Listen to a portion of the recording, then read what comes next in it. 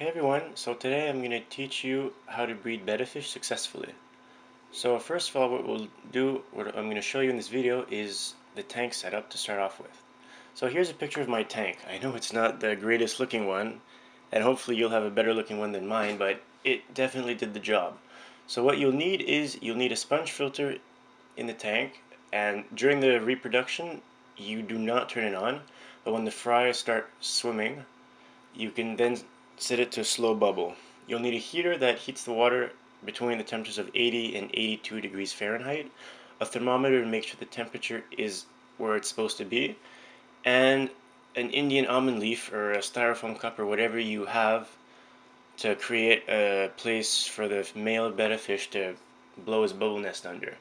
And what is also good to have in the tank are a couple of plants so that the female betta will have a cover to hide from the male.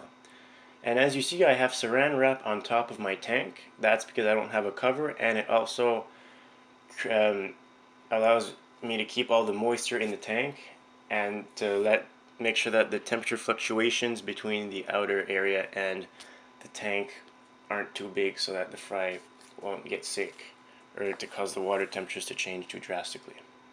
And that's about all you need to so now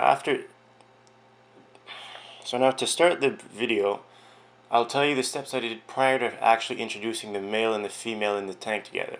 So first of all, what I did is I put the male in a tank for about 2 weeks, and I fed him bloodworms and pellets. So very rich foods to make sure that he develops really fast and that his health is at his highest point when you bring him into the breeding tank, because he won't be eating for the next 3 days or so.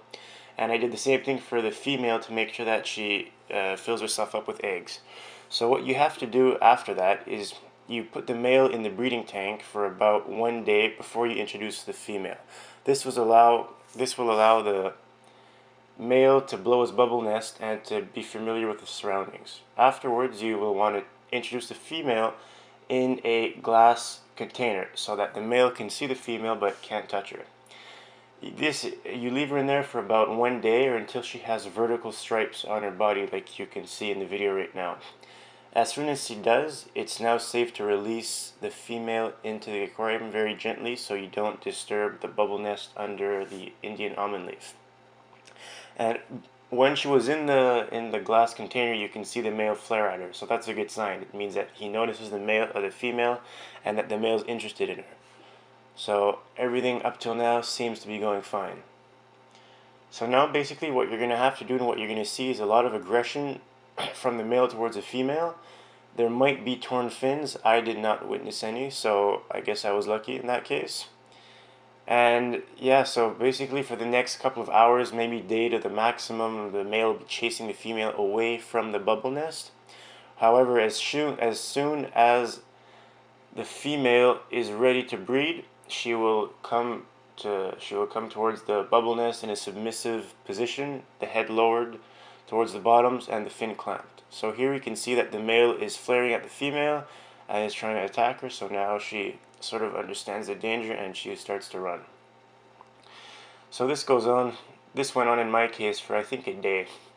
I turned the lights off at night so I could allow the female to rest, and the next day, sure enough, they finally went to the embrace, which will come a bit later on in the video. So here again, it's important that you have plants or the sponge filter, for example, to provide cover for the female.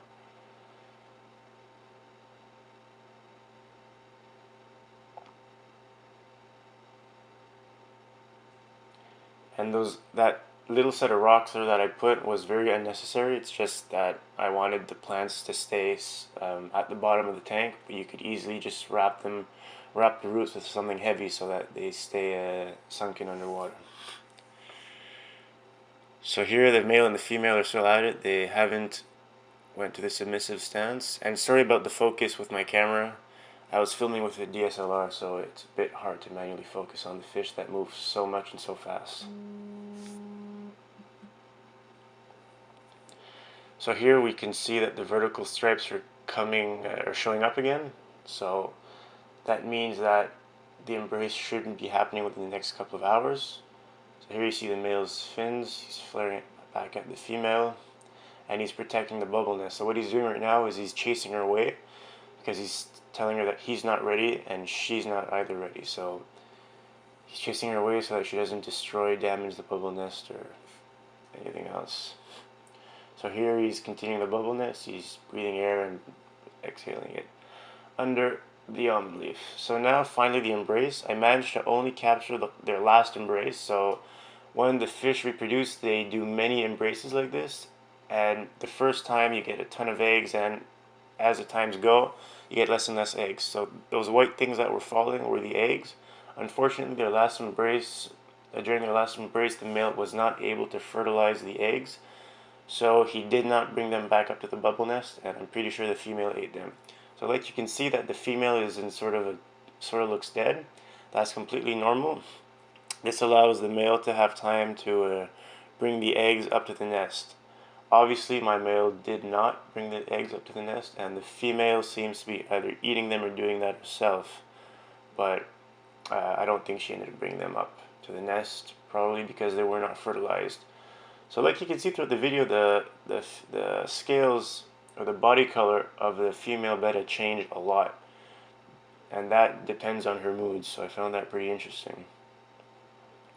So now all the eggs are in the bubble nest. I removed the female from the tank after the last embrace, and now we can see my male betta trying to put the eggs that fell back onto the nest. Unfortunately, he's having a very difficult time doing so for some reason.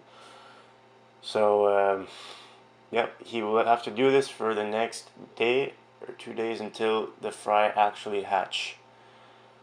So that's why you don't want to add more than 3 to 4 inches of water in the tank, because this makes it a lot easier for him.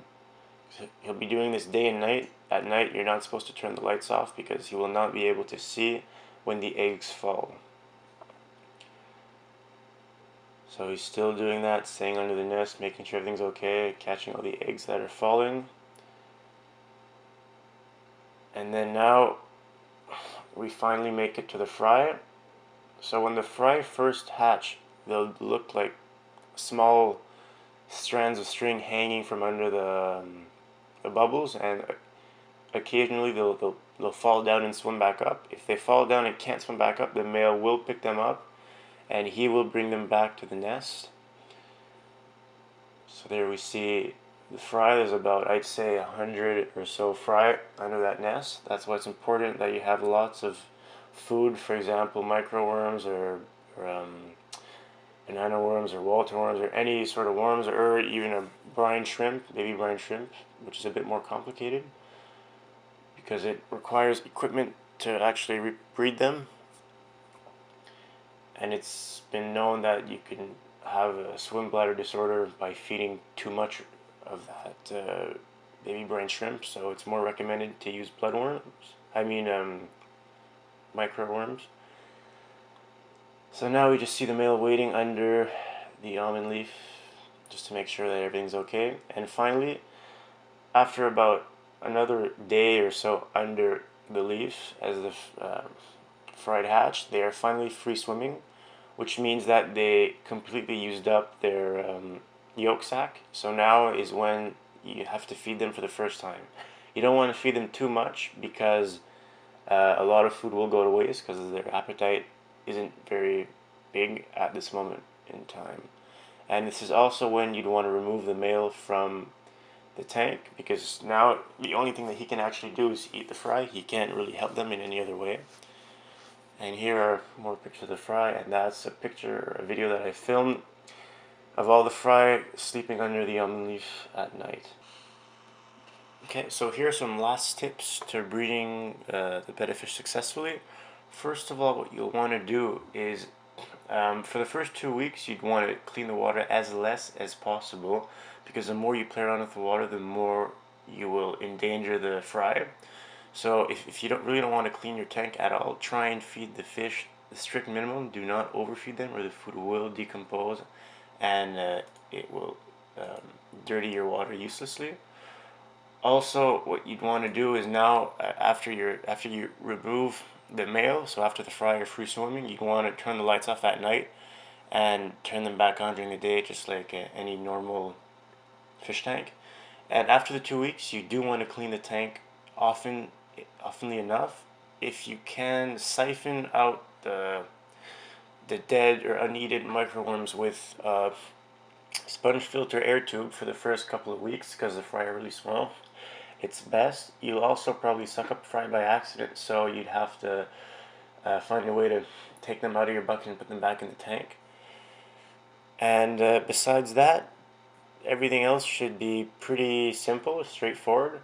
If you have any questions, don't be shy to ask, and I'll do my best to help you. Thanks for watching.